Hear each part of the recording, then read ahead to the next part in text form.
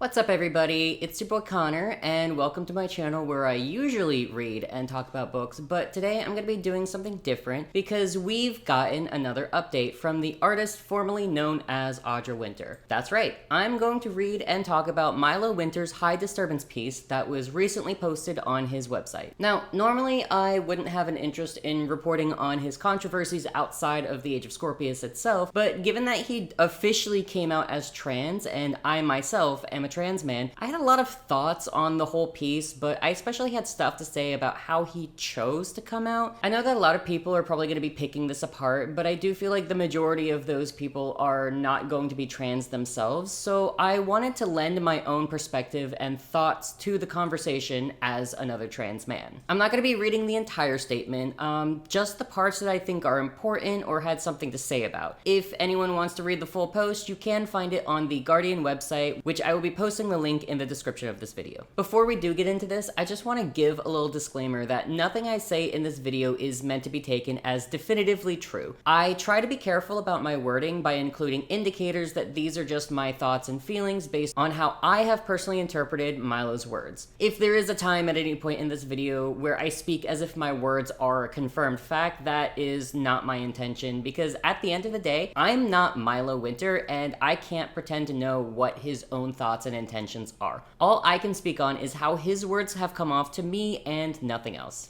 And without further ado, let's go ahead and jump right in. Forestry is a passion of mine, one that appears in the very first chapter of The Age of Scorpius. Conviction Woods is a cursed temperate rainforest resembling Tongass National Forest, the largest cold rainforest in the world at nearly 17 million acres. I started my journey as a naturalist 3 years ago when I began guiding van and boat tours in Colorado and Alaska. While advancing through a degree in restoration ecology, I volunteered, worked, and studied in the Tongass, Roosevelt, and Arapahoe National Forests. Most recently, I toured guests out of Denver for sightseeing and hiking in Rocky Mountain National Park. After I published a shitty book and became the most hated author of the year, I drove toward a wildfire in the Colorado Rockies where smoke hazed the sky and a red sun glared through the atypical September heat. I hadn't been bothered to look up the fire's exact location. If my favorite canyon was aflame, I would have found myself blindly amidst a wildfire. At that time, walking myself into a wildfire would have been no more than a spark in my burning life. I was already standing at death's edge after barely surviving the week prior. I ignored my raw throat and strained lungs from the ash-laden air. Those were becoming mundane grievances with each summer I lived in Colorado. Through the passing years, I have watched annual plumes of smoke thicken on the silhouette of the foothills, the rising number of fire-impacted acres, the increased frequency of fire weather warnings, and the 70-degree summers atop the alpine tundra. So this immediately had alarm bells ringing for me because in the past, Milo has used his mental state as a way to come off as very guilt-trippy. If you've seen Meredith Novico's first video on the whole controversy, she did a really great job articulating how it felt like he was more or less saying that the book was his life's work and its success was directly tied to his mental well-being and will and desire to live. While it was never explicitly stated, Milo hinted multiple times in this article that he was feeling suicidal, and this very much feels like he's once again trying to weaponize his mental health in order to avoid taking accountability. There's also multiple paragraphs where it feels like he interrupts his own line of thinking to drop random ecological conservation factoids, and I think he's trying to use ecology to draw parallels to his own situation, but I feel like the only person who sees and understands what he's even talking about is Milo himself. Though a warming climate contributes to fires with increased drought and outbreaks of mountain pine beetles, a larger issue behind high disturbance forest fires draws back to preservationist fire suppression in the 20th century. Preservation is defined by the National Park Service as hands-off management and no-use land. By contrast, conservation, the preferred modality of today's environmentalists, properly uses nature with the goal of effectively managing the health of the forest. Indigenous practices across the world have known this much longer than we have. Unlike the Western tendency to protect nature with the hands-off approach, indigenous beliefs often consider humans as a part of the ecosystem. The first people of the American West understood that the Rocky Mountain forests were not only fire adapted, but that they required low-maintenance disturbance burns to maintain the health of the forest. However, the new European settlers who established federal natural land protections didn't carry the same knowledge as the indigenous tribes whose home had been North America for centuries prior to colonization. In hubris, these settlers rejected any knowledge from the people whose lands they were stealing. Thus, 1900s preservation-based protections stomped out any and all fires.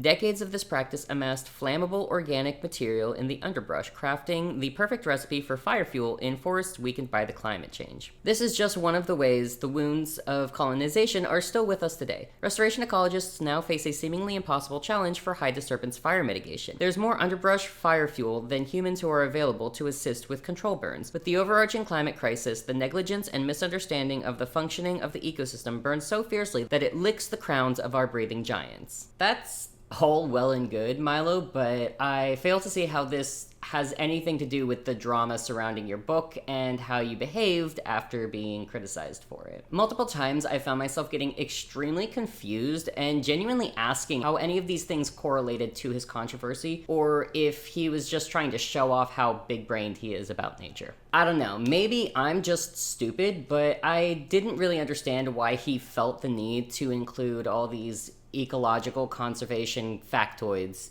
in this particular conversation. Our breathing giants, the same giants who saved my life. As I sat in a canyon forest, I blinked away the tears, blurring my sight of a cottonwood across the river. She stood still, unwavering. There was no breeze, no bird call. Only her presence, mine, and the sound of a rushing brook. The cottonwood didn't shake or waver in the face of an approaching fire. She had no control over its path. As I wrote down the details of my surroundings in my pocket notepad, I cried with the realization of how I needed to take her silent advice. If she had caught fire, she either would survive and thicken her bark, or she would die to let the future forest regrow. I had two choices. I would either endure the flame, thicken my skin, and grow higher, or I would let it burn me alive to pave the way for my rebirth. I slipped into a mental health episode that same night, one so severe that I was unconscious for close to 3 days. I woke only to eat, drink, and take care of my animals. My terror, stress, and heartbreak were so intense that I did not want to be conscious and feel them. It was the apex of a spiral that had begun in July and worsened each day since. But I refuse that fate. I am a survivor. I always have been. I know how to fight my battles and overcome adversity. Each time I burn, each time I lose all, I rise stronger than before. The forest has always been adapted to the flame. The lodgepole pine, for example, has serotinous pine cones that open and release their seeds when exposed to the intense heat of a blaze. My rebirth comes from underneath the charred trunks and blackened stones. My saplings are nurtured by the north-facing sun. Though this forest will regrow slowly, it will be tougher now. It is new. No underbrush to catch flame. I am shielded by the shadow of my own death. I face forward toward the north. I do not look back to the south behind me. I take the gentle warmth of the sun and pull myself from the dirt. Now, this could just be me, but all of this comes off as if he's trying to distract from his controversy, as well as turn his colossal fuck up into some kind of survivor or comeback story. During this statement, he never once addresses his behavior after the book was published and criticized. This entire time, he paints it as if he became this widely hated author for having written a bad book, which was not the case. Yeah, a lot of people had very valid criticisms and were justifiably disappointed in the finished product of the book he claims to have been writing and refining for a decade. What made him so universally hated was the fact that he refused to listen to those criticisms. He accused negative reviewers of being queerphobic or ableist because he's a queer autistic author. He tried to paint polite constructive criticisms as bullying. He went on these massive tirades about how his book couldn't possibly be as bad as people were saying because he's put well over 10,000 hours into his craft and is therefore a master of it. He ignored his audience's concerns over his LLC that he started and the team of 20 artists that he hired for a debut book that hadn't even been released yet, when no one wanted that. All his audience asked for was a well-written book, and he put his money and time and effort into literally anything but that. So here goes nothing. My name is Milo Winter. I'm the creator of the world of Guardian, and this is what it's like to become hated for the thing I love the most. On July 28, my peaceful morning TikTok For You page scroll was abruptly interrupted as I scrolled upon a video from another independent author. He was talking about how he'd just finished the worst indie book he'd read in a long time. As any reasonably paranoid author would, I kept watching his video. Though the other author said he wasn't naming names, he proceeded to talk about pre-order numbers that I had accomplished.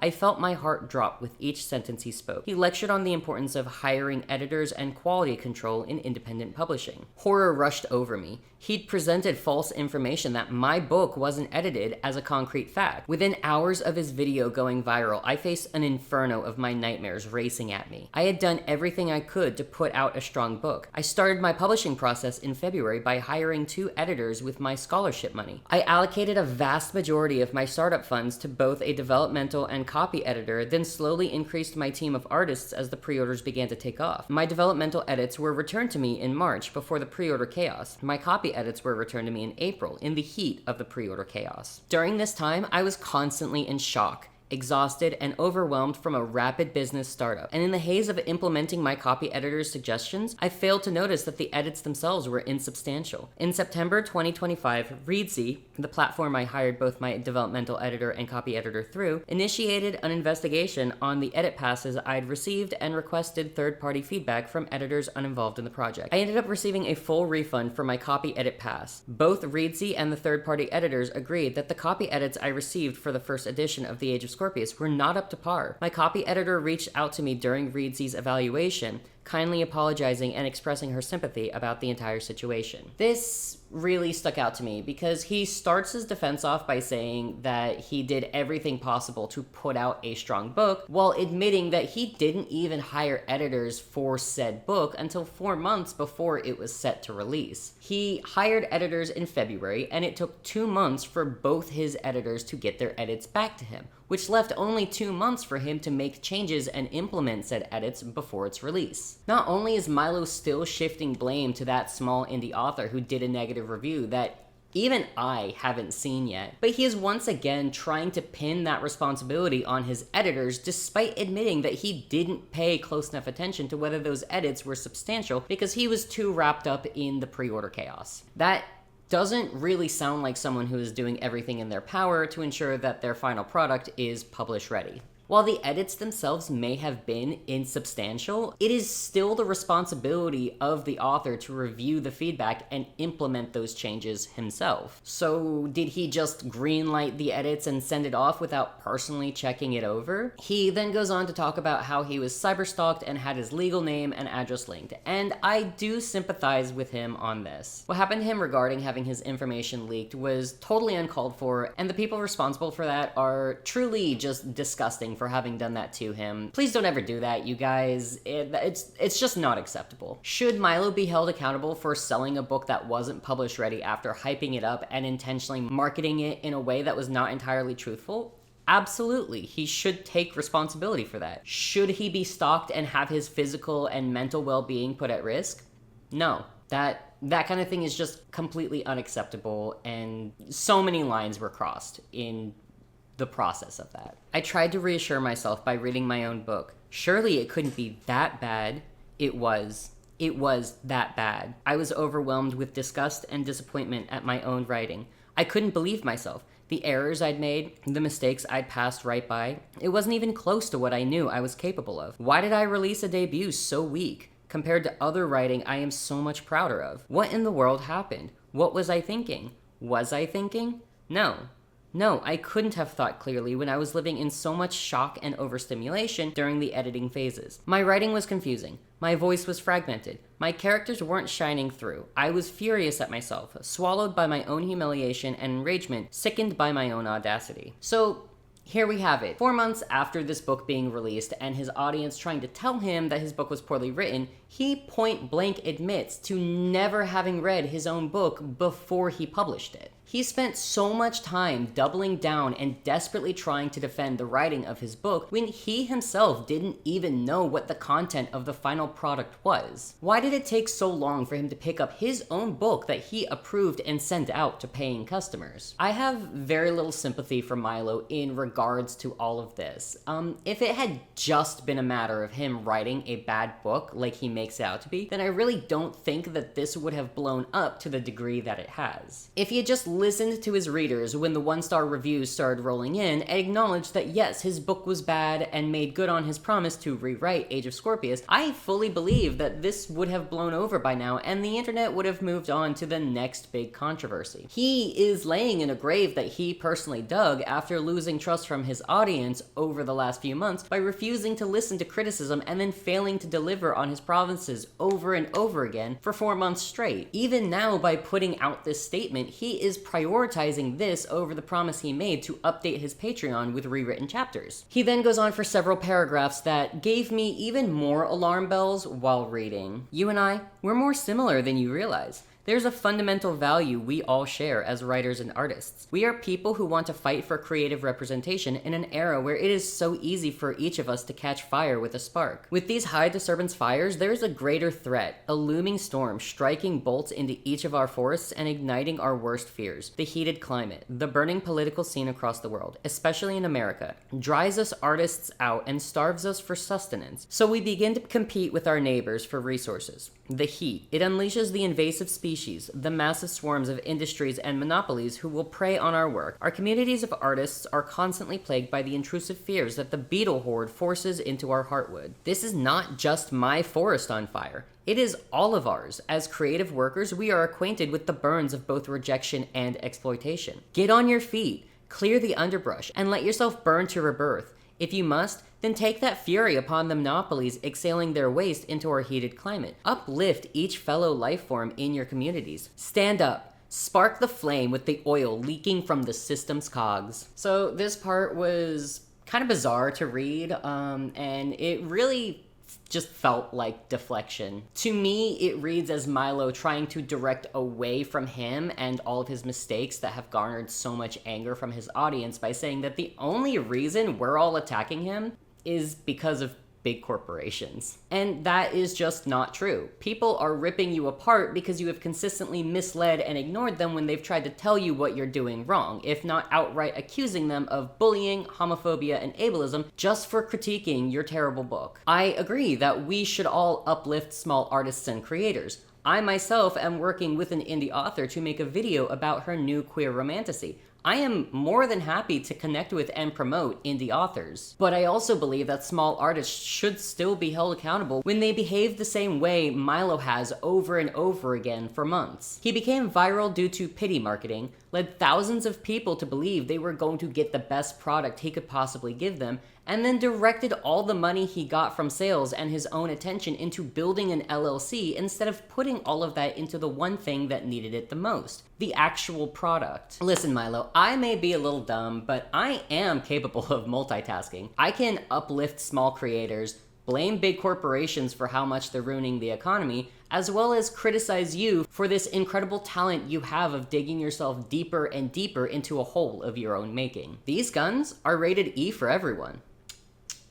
I don't know if this was his intention, but reading this part really did feel like he was going, guys, don't be mean to me. I'm not the bad guy. Your real enemy is big businesses. So that's the end of the official statement, and I found it really bizarre because even though he injects a single sentence earlier in this piece where he reintroduces himself as Milo, he doesn't address this particular topic until the very last footnote. Now, I'm not trying to gatekeep how anyone comes out. It was just extremely weird because there's a lot going on with this update between going into detail about what happened with his book and his move and rambling about ecology and blaming big businesses for being the reason why everyone is dogpiling him. And in the middle of all of that, there's a single throwaway line that's like, also, I'm a man now. So let's take a look at the footnotes. Footnote 1 is the most ridiculous in my personal opinion. There's a specialized population of wolves that live in temperate/cold rainforests, and they're called Alexander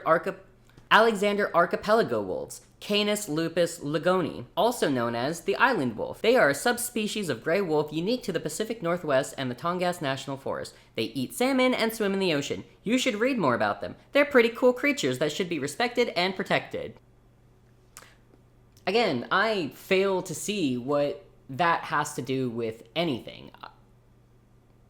Like, sure, yeah, wolves are cool. That's not what any of this is about right now. We're not talking about wolves. We're talking about your controversies and your book. Footnote 2 talks about his background with getting involved with ecology and how he's now living in Norway. Again, doesn't really have anything to do with the conversation at hand. Footnote 3 is just him encouraging people to look up and donate to conservation organizations, and at the very end of that footnote he adds, "However, I am also not joking. Yes, I am a transgender man, and yes, I go by Milo now." Finally, in the fourth and final footnote, he actually addresses the whole gender identity thing. "After internally and silently struggling with my gender identity for years, I redirected my energy into becoming hyperfeminine. I strove specifically for my dreams as an author where I could hide under a pen name, play the role of my persona, and really act the part. Because truthfully, Audra Winter was never me. If my life revolved around who I was as Audra Winter, if my videos relied on my presentation, I feared I wouldn't be successful if I changed. Throughout my life, I have been someone who struggles to listen to my own voice or watch a video of myself. As you could probably imagine, this does not fare well with the thousands of people mirroring my face back to me and referring to me exactly as the role I forced myself into. I leaned more and more into the girl boss entrepreneur businesswoman stereotype, wondering if I was uncomfortable being perceived as so because of the amount of shock I was under. But as reality sank in, I had a different realization. When I flinched at every she/her, and when I found myself disgusted at being so widely seen as a woman, I was playing an act, one I had played all my life. But it was a reality check to be ambushed by the complete disconnection between who I was and who I was being seen as, not on the hatred level, but simply on gender and identity. I hated seeing myself perceived as a woman. It worsened each video I watched of myself. I despised my own image. I couldn't recognize myself in old or new videos. Audra Winter never really existed. At heart, the creator of Guardian is who I am now. But I have always been far more than the fictional world I love the most. I am a naturalist, a traveler, a poet, a man. Again, I don't want to be gatekeepy, but the whole subject surrounding his gender identity just felt kind of disingenuous to me. I do fully believe that he's struggled with his gender identity in the past, and I also tried to lean into being hyperfeminine at times in my life to try and fit this mold before recognizing my own gender. However, first off, I feel like this should have been addressed much sooner. Maybe he really does just view his own gender as being less important than some of his other talking points. That's perfectly fine. I do think he should have placed his talking point before the random fun fact about wolves in his official coming out statement. I spoke to my boyfriend and one of my best friends, both of which are trans and non-binary, and we all agreed that this coming out, coupled with the stuff about letting the fires consume him and being reborn from the ashes, reads like he specifically wants to separate himself from the name Audra and all of its negative connotations, and it feels like he is now using his gender identity as a way to expedite that process. Again, I'm not saying this was his true intention, that's just how it reads to me and others that I've spoken to, especially given that he doesn't seem to take his own gender identity and coming out as seriously as everything else in this statement. It very much feels like it's treated more as an afterthought on his end. Anyway, that's it for this statement. I had to read this piece at least 5 times to fully understand and process everything that was being said, just because,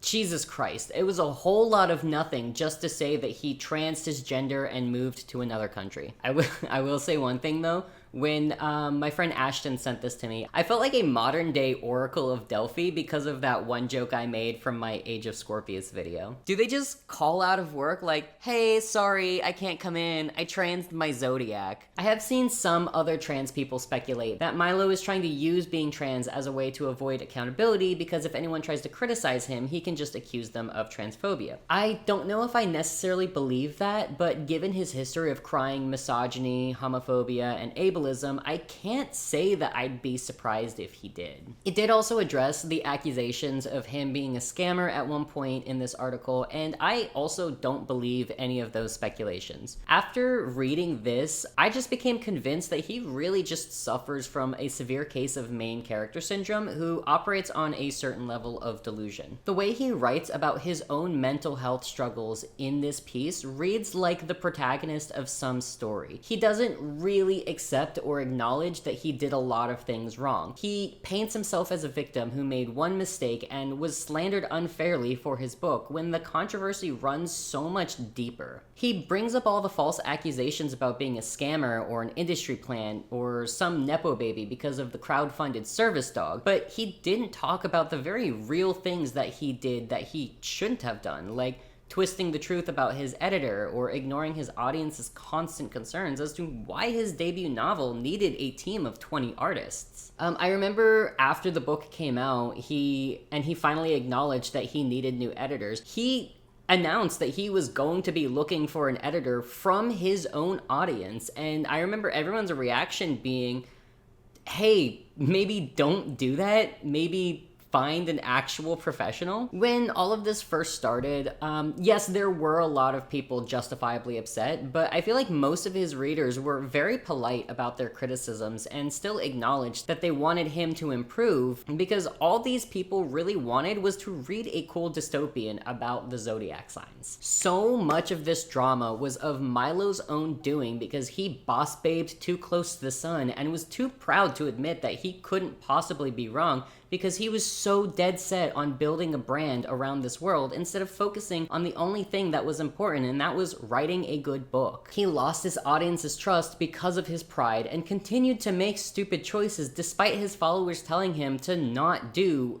everything that he was doing. In the end, that's really the main reason why he's so controversial, because every time he comes out with a statement, he just digs himself into a deeper hole by showing that he hasn't actually learned anything from his mistakes. He still doesn't understand the real reason that so many people dislike him. He still thinks that this is about his terribly written book, and it's not. It's become so much more than just about the book. If I were in his position, I would only be giving updates regarding the book and the rewritten chapters. I would take a complete step back from the internet and focus only on rewriting the Age of Scorpius, and to stop trying so hard to appeal to his audience. And as for his coming out, I would have made that a completely separate statement, probably closer to the new re-release. Now, I do want to say, please don't go and attack or cyberstalk Milo. I feel like it's important to have a conversation about his actions, because that's the only way he's going to be held accountable for the shit show he's caused. But there really is no need to actively try and ruin his life over any of this. He hasn't done anything heinous. I feel like he just got a big ego over social media success and then proceeded to act like an idiot and an ass about it. I'm personally not crazy about the way Milo handled his coming out specifically. I was around his age when I came out, and I experienced a lot of the same struggles that he did, so it really rubbed me the wrong way how dismissive he seemed about stating that it wasn't as important as any of the other talking points that he expanded on. It really just felt like another angle to avoid responsibility for what Audra did, because Audra was a persona and was never actually who he was. I don't know, it just didn't feel good to read being a trans man myself. I'm glad that he's finding himself, and I do wish him luck on his journey of self-discovery. It's just not how I would have handled such a serious topic. There's not necessarily one right way to come out as trans, but that doesn't mean that people can't perceive it as being done poorly, which many trans people have felt that way.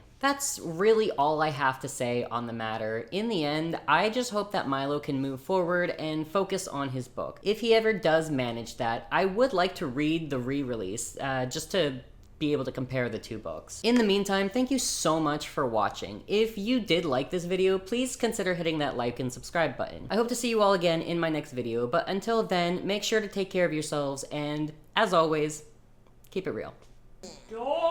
I'm done! I'm finished! Finish!